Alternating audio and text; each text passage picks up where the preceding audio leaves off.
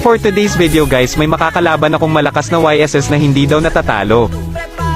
Sa sobrang lakas nito guys, tuwing maglalaro siya ng Mobile Legends palaging panalo. In this video guys, susubukan natin lagyan ng isang defeat history niya. Dito guys, dumalaw agad ako ng bot lane kasi doon nag-rotate yung YSS.